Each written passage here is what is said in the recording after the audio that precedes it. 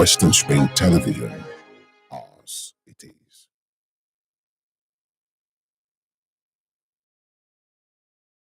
Stories of the news. National Assembly passes bill to establish bank for student loans. All Progressives Congress kicks against deployment of beavers for 2023 elections. On the foreign scene, Zelensky accuses Russia of crimes against humanity after new missile strikes. Good afternoon and welcome to the Spring News at 12 on Western Spring Television. My name is Femi Olanipeku. Now the news in detail. The National Assembly has passed a bill seeking to establish a bank that can grant loans to students in higher institutions. The bill, which is the first of its kind in Nigeria, was passed by the two chambers of the National Assembly and will be forwarded to the President, Muhammadu Buhari, for final approval. Sponsor of the bill and Speaker of Jabia Mila said the Nigerian Education Bank loans to higher education students in Nigeria. If signed into law, it is expected to enable students get more financial support from the government. The bill says the bank shall have the powers to approve and disburse the loan to qualified applicants, and it will also monitor the students' loan fund and ensure compliance in respect of disbursement. The loan beneficiaries are expected to start paying back the loan as soon as they gain employment on completion of their studies and a mandatory national service. In Ekiti State, 7 senior advocates of Nigeria have condemned the impeachment of former Speaker of the State House of Assembly, Gboyega Aribishogun. Mr. Aribishogun was removed from his position and suspended indefinitely on Monday after spending only 6 days in office. It was later replaced by Olubunmi Adelugba, lawmaker representing Emure constituency, who had lost to Mr. Aribishogun during the previous contest for Speaker of the House. In a statement, the senior lawyers said the former Speaker's impeachment was unconstitutional and described it as unfair and insensitive. The signatories to the statement are Afe Babalola, Wole Olanipekun, Dele Adeshina, Olu Daramola, Femi Falana, Dayo Akinlaja, and Gboyega Oyewole. And presidential candidate of the Labour Party, Peter Obi, has said he will build a new Nigeria that his citizens will be proud of if voted into power as president in 2023. Mr. Obi, who spoke in Ibadan at a rally held at Lekon Salami Stadium, Adama Singba, lauded acting leader of the Pan-Yoruba socio-political organization, Afenifere, Pa Ayo Adebanjo, for his support. The former Anambra State governor said that his government would secure and unite Nigeria, as well as move the nation from consumption to a productive economy. He maintained that the new Nigeria he will build will be devoid of tribalism or religion, adding that it would also create an enabling environment for the youth to thrive. Let me assure you, the government within the farm will be beginning of building a new Nigeria. It will be beginning of building a Nigeria where Nigerians will be proud and say, we are Nigerians. Because we will secure. Delta State Governor and the Vice Presidential candidate of the People's Democratic Party, PDP, Ifeanyi Okowa, has said the party is working assiduously to reconcile the 5 aggrieved governors known as the G5.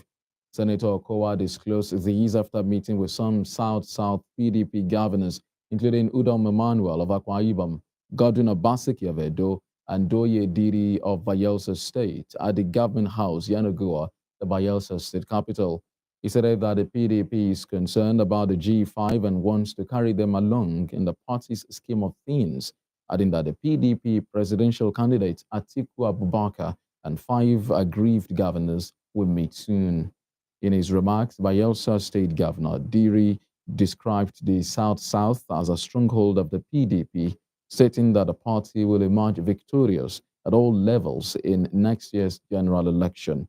The Rivers State Governor, Nyesom Wike, was conspicuously absent at the meeting.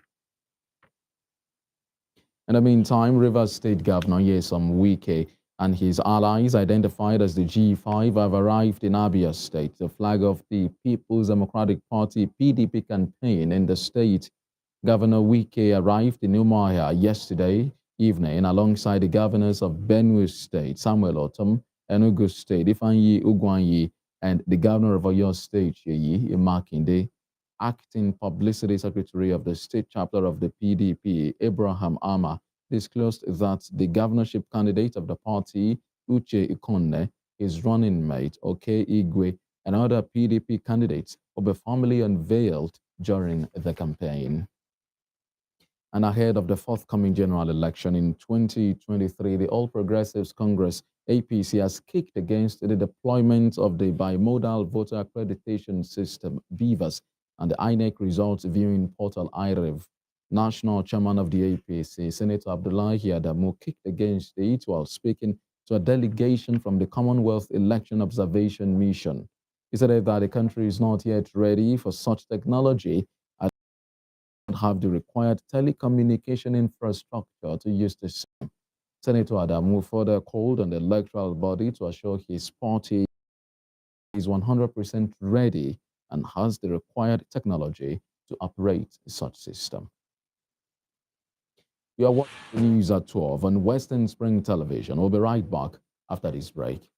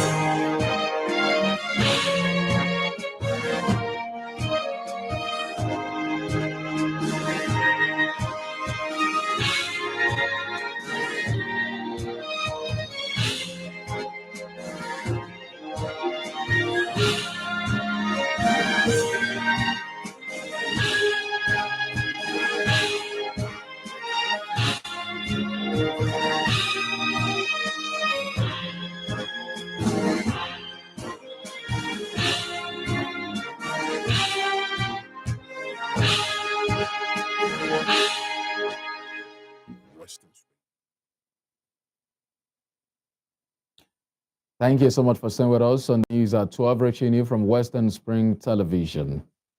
In Osun State, one person has been killed as renewed crisis engulfed Ikero town, with hoodlums razing parts of the palace while also destroying some buildings close by. The deceased, identified as Lukman Omola, was said to be a descendant of the Bule ruling house, one of the houses fighting to fill the previously vacant throne. Residents blamed the police for allegedly helping the new Akinrun of Ikirun, Yunusa Akadiri, gain entry into the palace. You know that they have already taken over everything. So that is why we who are shop owners and then we try and then take care for the day. It did. Because no matter with this my age, I cannot pull anything that is very strong. Immediately they told us in the morning that everybody should close. I have to close and be looking at what will be the next thing. It did, because we don't get sales today. And everybody don't know. However, while reacting to the incident, Commissioner for Local Government and Chieftains Affairs, Adebayo Adeleke, denied claims that the state government imposed a monarch on Ikero town. I can tell you categorically that the government took the correct and right process of selecting an Oba. The government has not done anything that is against the law. And at the time the Oba was appointed by the governor of the state, Mr. Boyega Oyetola, there was no injunction or any restraining order that stopped the government from doing so. There's a declaration that guides Obaship in each community. The government has followed due process in following the declaration.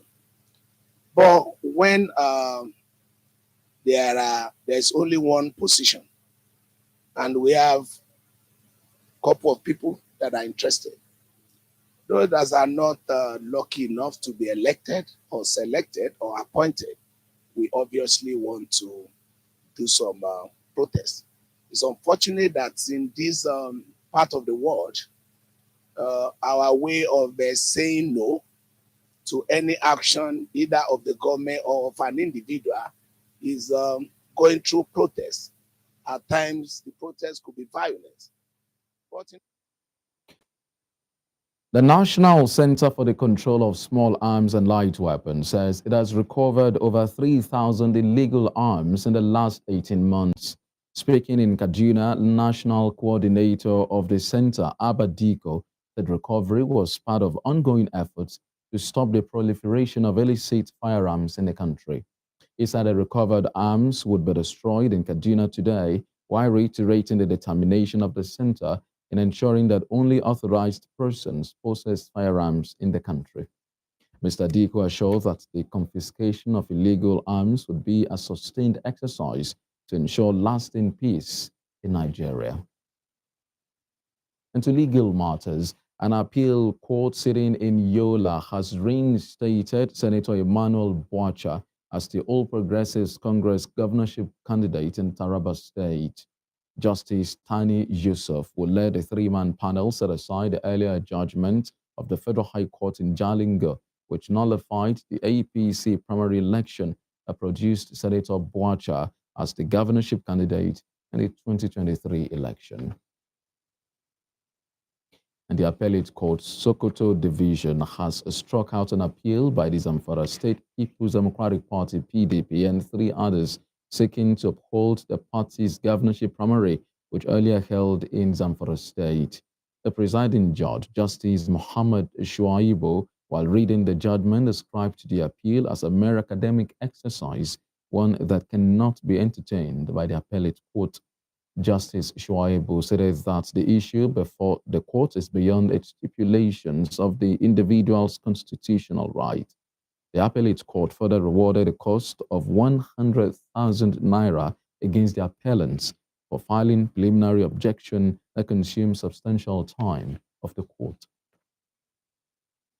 The federal government has expressed concern over the rising wave of health workers leaving the Nigerian health system to work abroad. Minister of State for Health, Joseph Ekuman-Kama, made this known at the 30th Annual Scientific Conference and General Meeting of the Nigerian Society of Anesthetists in Abuja. He noted that the ministry is worried that there are few anesthetists left in the Nigerian health chain, as less than 1,000 are currently left in Nigeria. President Muhammadu Buhari will depart Abuja for Niamey, Niger Republic, later today to attend the African Union Summit on Industrialization and Economic Diversification.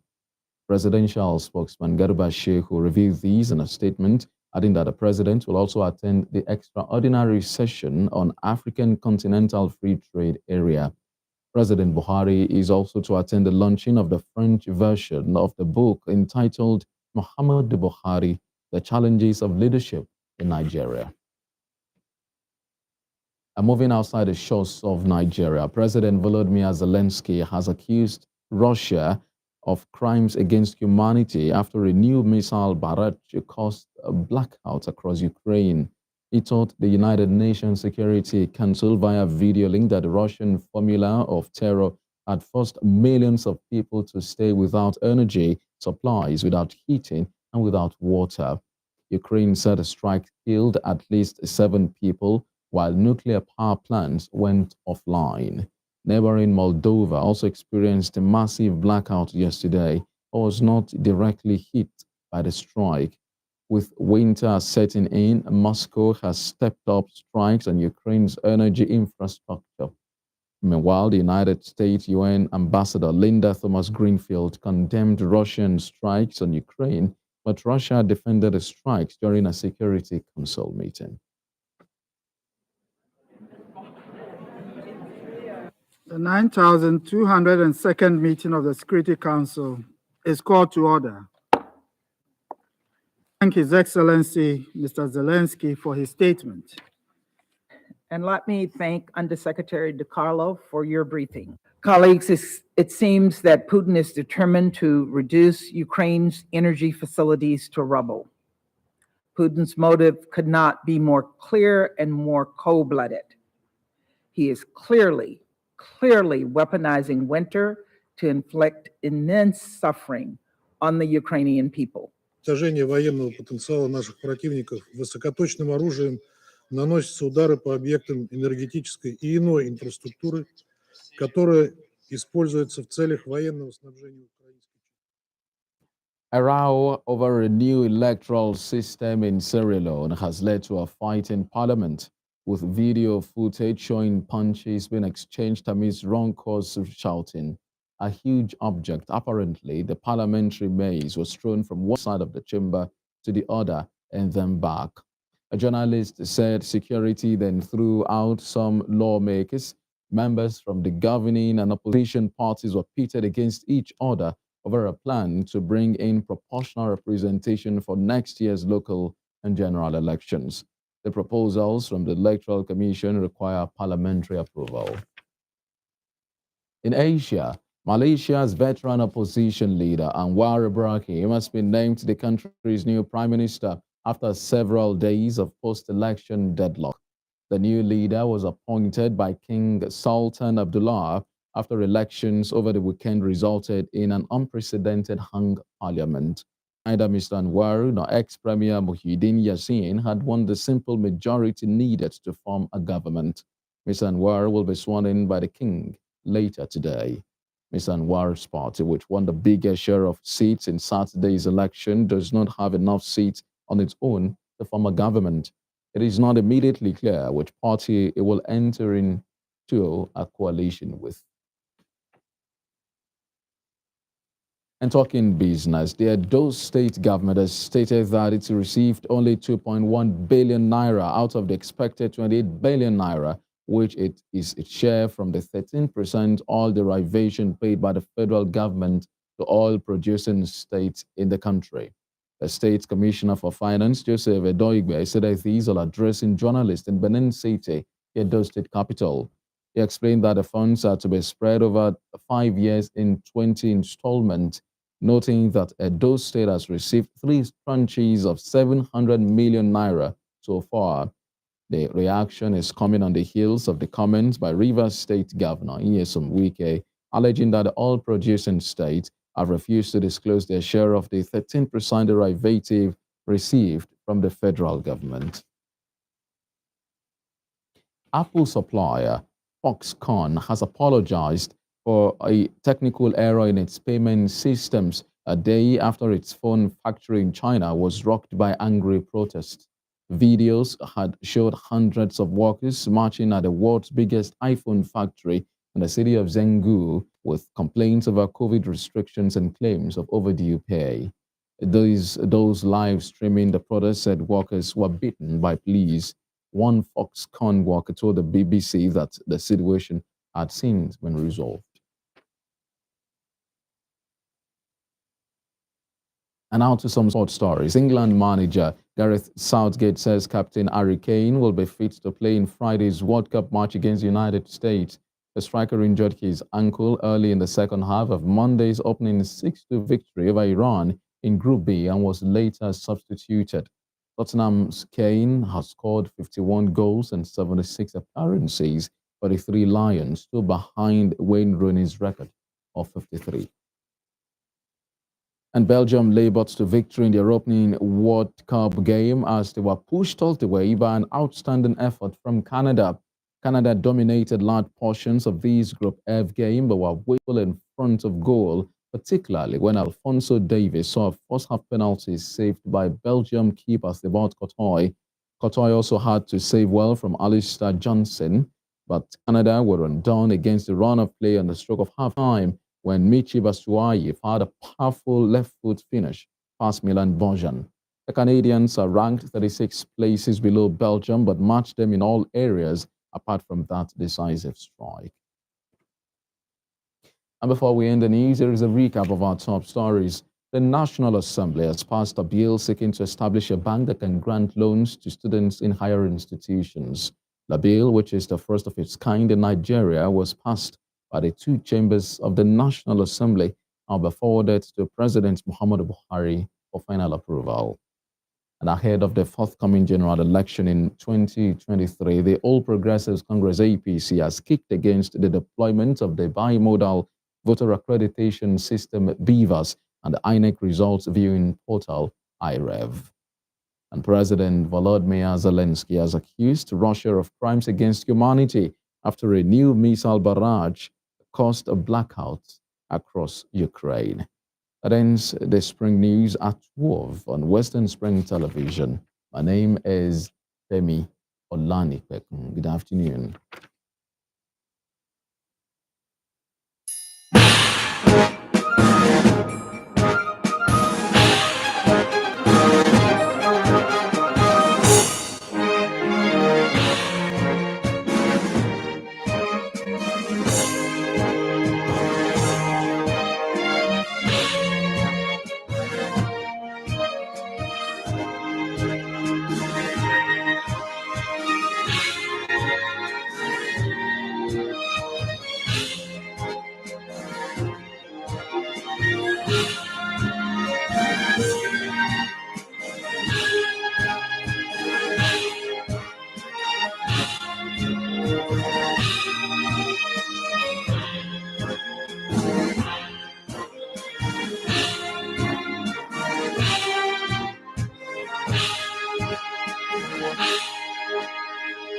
Western Spring Television, ours it is.